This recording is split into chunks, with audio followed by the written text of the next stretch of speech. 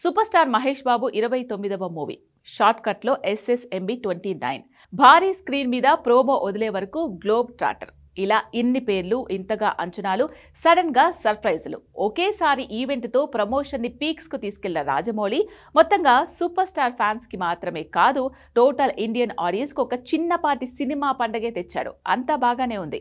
Never before అన్నట్టు సాగిన event అద్దరిపోయింది. కాకపోతే ఇంకా కొన్ని ప్రశ్నలు అలాగే ఉన్నాయి. వాటికి సమాధానమే ఇంకా దొరకలేదు. గత 3-4 నెలల నుంచి ఇండస్ట్రీలో ఈ పాన్ వరల్డ్ మూవీ మీద ప్రచారాలు భారీగా జరిగాయి. వాటి వల్లే చాలా ప్రశ్నలు మిగిలిపోతున్నాయి. వాటికి కూడా సమాధానం దొరికితే 120 దేశాల్లో 100 కోట్ల జనాలను ఈ సినిమా రీచ్ అవుతుంది. అదే జరిగితే హాలీవుడ్ కి కూడా సాధ్యం కాని హిస్టరీ ఈ సినిమాకు దక్కుతుంది. మరి అదే జరుగుతుందా? ఇంతకీ ఫిలిం టీం నుంచి సమాధానాన్ని వెతుక్కుంటున్న ఆ ప్రశ్నలేంటి? Take a look.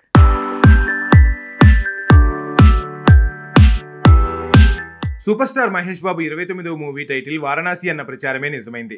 రుద్ర, గరుడ, మహారాజా, సంచారి ఇవన్నీ రూమర్స్గానే మిగిలిపోయాయి. కాకపోతే గ్లిమ్స్ ఫ్యాన్స్కి గూస్ బంప్స్ తెచ్చినా కొన్ని ప్రశ్నలు మాత్రం అందరికీ ప్రశ్నలుగానే మిగిలిపోయాయి. అందులో మొదటిది, ఈ సినిమా టీజర్ లాంచ్కి Hollywood top director James Cameron వస్తాడన్నాడు. తాను ఎందుకు రాలేదు? అవతార్ 3 మూవీ డిసెంబర్ 19న రాబోతుంది. మరి అప్పుడు తను ఇండియాకి ప్రమోషన్ కోసం వస్తే రాజమౌళి టీం తనని కలుస్తుందా? ఇది తేలాలి. కాకపోతే తను రాలేదు కనుకే అసలు టీజర్ని లాంచ్ చేయకుండా జస్ట్ కాన్సెప్ట్ వీడియోని వదిలేరంటున్నారు. తను అవతార్ 3 ప్రమోషన్ కోసం డిసెంబర్లో వచ్చే అవకాశం ఉండటంతో అప్పుడొస్తే మళ్ళీ టీజర్ని ఫ్రెష్గా షూటింగ్ చేసిన కంటెంట్తో రిలీజ్ చేస్తారనే టాక్ ఉంది.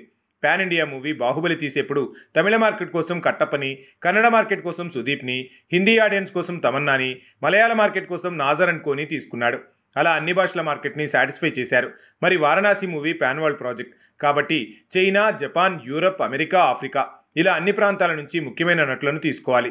సో మార్కెట్ కోసం అలా చేస్తాడా, లేదంటే మనోళ్లతోనే ప్రపంచ ఆడియన్స్ని మెప్పిస్తాడో తేలాలి. ఇక వారణాసి రిలీజ్ డేట్ 2027 సమ్మర్లోని హింట్ ఇచ్చాడు కీరవాణి. అంటే వారణాసి టైటిల్ మీద జరిగిన ప్రచారమే నిజమైనట్టు 2027 మార్చి 25 డేట్ కూడా నిజమవబోతుందా? అది కన్ఫర్మ్ కావాలి. ఇక 55,000 థియేటర్స్లో రిలీజ్ కాబోతున్న మూవీ అని ప్రచారం జరుగుతోంది. 1000 కోట్ల నుంచి 1500 కోట్లకి బడ్జెట్ పెరిగిందన్నారు. దాని మీద ఎలాంటి ఇన్ఫర్మేషన్ లేదు. ఇక హాలీవుడ్ బ్యానర్స్తో టైఅప్ అవ్వటం మీద ఎన్ని పాటలుంటాయి అన్న విషయాలు కానీ రివీల్ చేయలేదు. 7 వింతలు 7 అద్భుతాలు లాంటి అంశాల్లో కూడా క్లారిటీ ఇవ్వలేదు. ఇలాంటి చాలా ప్రశ్నల్ని పెండింగ్లో ఉంచి ఇందులో 30 నిమిషాల యాక్షన్ ఎపిసోడ్ ఉంటుంది. అందులో మహేష్ బాబు విశ్వరూపం చూపిస్తారని writer Vijayendra Prasad goose bumps వచ్చే స్టేట్మెంట్ ఇచ్చాడు. కనీసం ఇలాంటి ఇన్ఫర్మేషన్ అయినా ఇచ్చి ఫ్యాన్స్ని, ఫిలిం లవర్స్ని ఎగ్జైట్మెంట్ చేశాడు ఈ రైటర్.